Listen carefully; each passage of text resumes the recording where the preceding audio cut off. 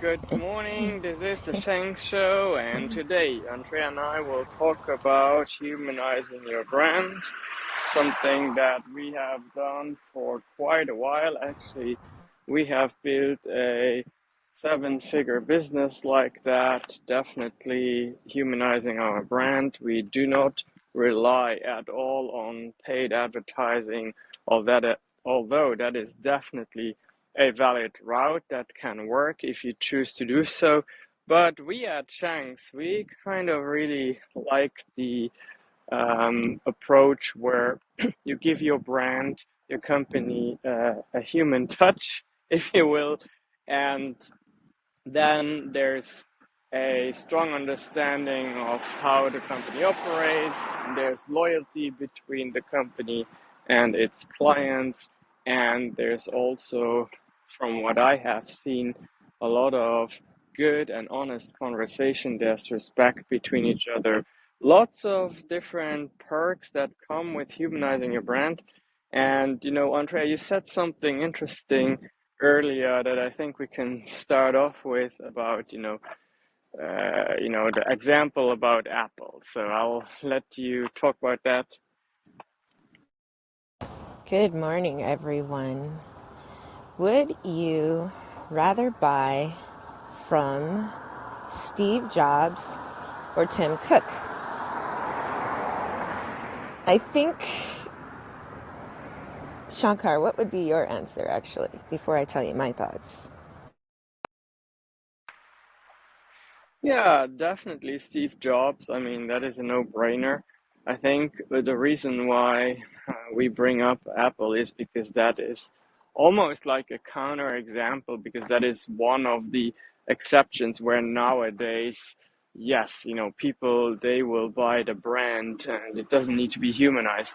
But I will argue that the brand got to that point, just like Microsoft, the brand got to that point because at some point in its initial phase, there was a very, very, very strong person behind it that everybody knows. You're So still in my Steve juice, man. Jobs. You're still in my juice. Oh, I'm sorry, I didn't know, but That's this is okay. not scripted. So But that's elaborate, I'll stop. yeah, it's fine. That's precisely my point. I mean, not knocking Tim Cook. I'm sure he's an amazing, whatever he really is in the company. But we know Apple because of Steve Jobs. That's why everybody went to go watch his biopic, and everyone was gutted and felt like they went through the process with him when we all found out that he had cancer. And people were very attached to Apple, largely because we remember the keynotes that he made. We remember, I mean, he seems to have been around just for forever. Like even seeing when he had like the longer flowy hair and he looked more like Ashton Kutcher, which is why he played him. There was so much humanizing. There was that element of that personal touch, right? So no matter what you think of him as a person, or even if you don't know him as a person, he showed up and he made us believe that we needed a product that, quite frankly, we didn't need before he invented, right? And there's so much of that relationship building that happened while he that brand was being formed, that he really truly did, in my opinion, humanize that brand. But how many people, aside from examples like this, really truly want to buy from a company that doesn't have a strong personal brand behind it? Would you rather buy from a human, a person, or a company? Yeah, I mean, for me, definitely when we talk about small businesses, and especially when we talk about products and services that are commoditized, such as, for example, health insurance or financial advisory, or where I get my hair cut, things like that, where basically I have at every corner I have a choice to make whom I give my business, and the quality of the product is roughly the same, or maybe it is actually the very same product. For example, let's say you go and purchase your iPhones somewhere, are you gonna go to um, a website that is just reselling electronics, or are you gonna go to your neighborhood Apple store that has the Apple geniuses and Apple advisors and guide you through everything? Um, I did want to mention, it's really interesting also that all the big brands that we know, definitely we know the leaders, the CEOs. I mean, think again, Apple is a good example. Microsoft, everybody knows Elon Musk behind Tesla. Everybody knows Richard Branson behind Virgin, right? But do you know, for instance, um, the person behind General Mills or General Electric, right? Or just like big companies that are very Yeah. impactful, but where we don't know the the person behind it. We know Henry Ford, right? Behind Ford cars. So that's definitely something that will lead a lot of people towards buying a brand or versus not buying a brand.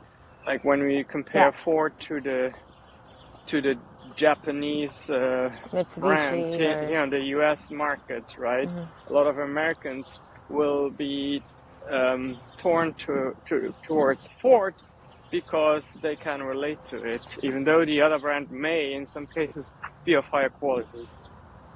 yeah. So what you mentioned, though, I mean, you say Henry Ford, right? So I mean, that is humanizing the brand.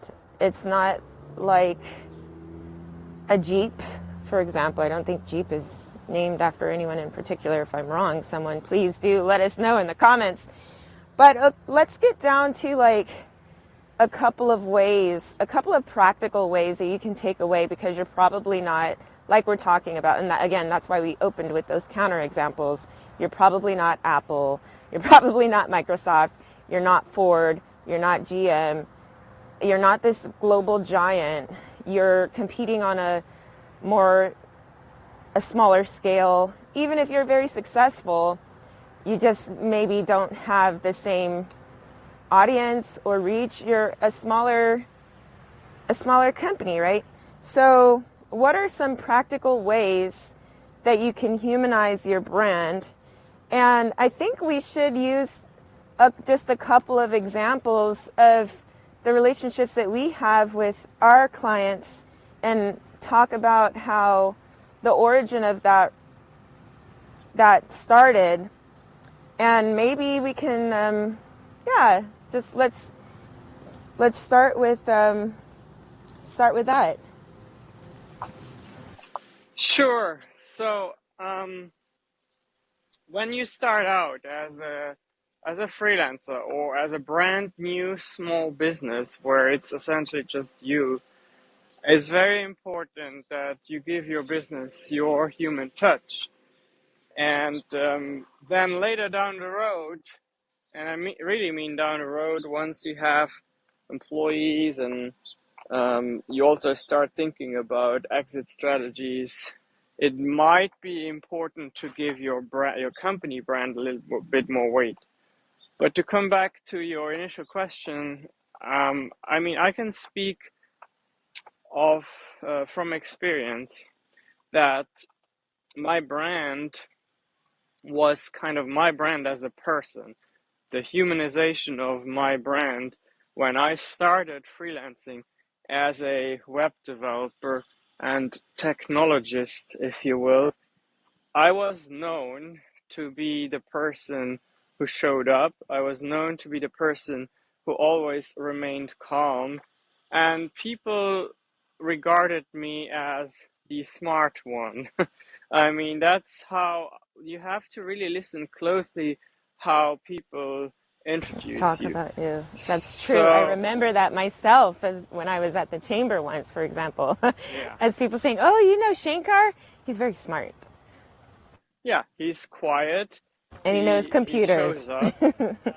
Right, he knows computers and he's smart because he doesn't talk all too often, but whenever he does say something, Yep. like it seems like it's really founded on knowledge. And that was definitely my truth. I didn't have to fake that. That happens to be my personality traits and how people describe me. But it was important for me to actually capitalize on those elements that people saw in me. So I definitely made sure that, again, so let's think about what showing up means. Showing up over time builds trust, and this person is dependable. And if you're gonna work with him, you'll have reliable service. So And for I'm gonna yep, hijack this and say that the first point is to brand yourself by being consistent and staying true to that. with whom you are, yes, Yes. yeah, and how So, people see you. yeah. So that would Hmm. be one thing. We've got a Yeah. couple of minutes left here. So I wanna just spell out the next one, which is focus on relationships. Hmm. Because when you see your clients as people, not just an order, that Hmm. is definitely a part of humanizing your brand. Do you Yeah. want to talk about that a little bit? Yeah. I I know how, for example, a good client and friend of ours introduces us always, Dr. Machigamba. He says, Shankar and Antréa, they really care and they will really be invested in your business and they will really drive your vision forward. And that right there would be, again, it's how he sees us, he perceives us as people who really care and who are invested in the business, and that is a strong personal brand item that is built on relationship, because he only gets that perception because both you and I actually truly care about that move, about that field of medicine, that way of 100. delivering medicine, to the degree that we are involved in a national movement that promotes free market principles. So that focus on relationships is a really strong one. So, to put it at its most basic level, when you're building relationships with customers or prospects, it's about understanding what matters to them and then communicating the value that you bring.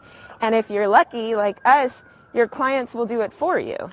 So Hmm. most definitely, this is all relationship selling. It's marketing with a personal touch. It's being consistent.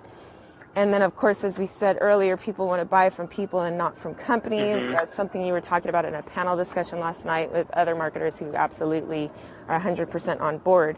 And then the last thing I think for us, I would say the third way we really humanize our brand, we could go into like probably 15 more, 10 more at least I could think of, but sharing behind the scenes, because I love how you are so well, actually, I don't love. I used to really not like that you over delivered value when you would be on a call, like a discovery call, or just, even before you get there, you're talking to people. This comes back to genuinely caring and building a relationship, actually finding out what they care about and what their pain point, blah, blah, blah, blah.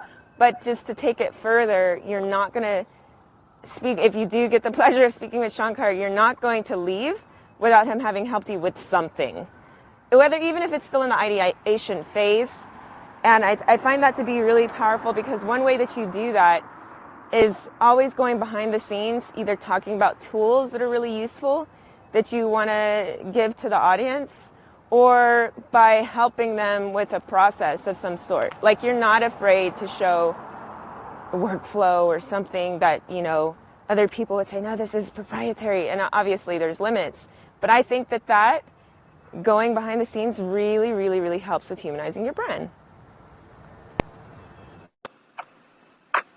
Yeah, I absolutely agree, because by kind of opening your toolbox and showing what tools you have available, if you will, you definitely show again a part of your personality that goes deep into your knowledge. So while it may be tools for me, it may be other type of personality traits that others can share, such as truly caring, compassion, empathy, experience, grit, you name it. And one thing that I do want to finish with today, Antréa, because it'd be remiss not to tell our listeners how can they actually establish that personal brand for themselves. And obviously, there are two approaches. There's the approach where you focus on in-person networking, just like you mentioned earlier, the Chamber of Commerce that I am a part of, and that is definitely something that works and that you should consider. And then there is the other aspect, which you're probably not surprised that I mentioned that, and that is building up online visibility. And that is something that I have really started to love teaching others. And I want you to go to socialmediacontentmaster.com, and take a look what we do there, because it really boils down to storytelling, being an efficient storyteller these days. In under a minute, you should tell your story on video, because that creates that personal connection, that builds up trust like nothing else, that builds up rapport like nothing else. Telling that story and doing that consistently, doing that every day, showing up every day, engaging with other people's content, because it's not just about you and your opinion that should matter. You should also definitely appreciate and show interest and engagement in what other people put out there. One time for the people in the back. That is so true. So I know we have kind of we've taken 15 minutes or however long this was to really touch on a topic that could fill hours and hours and hours. And I would just say, follow us, connect with us, look into socialmediacontentmaster.com, and keep learning from us, because we really are committed to taking your brand and helping you to humanize it, whether that is directly or just by educating you daily, really. Absolutely. We appreciate you. Thank you for giving us your time. You could have been anywhere and you chose to listen. So if you made it this far, again, like Shankar said, connect with us, follow us, subscribe, check in on us, give us your thoughts and comments. We're always open to feedback. I mean, that is the whole purpose, or if something really stuck out to you. Thanks again, and we'll see you tomorrow. Goodbye, and see you tomorrow. Bye-bye.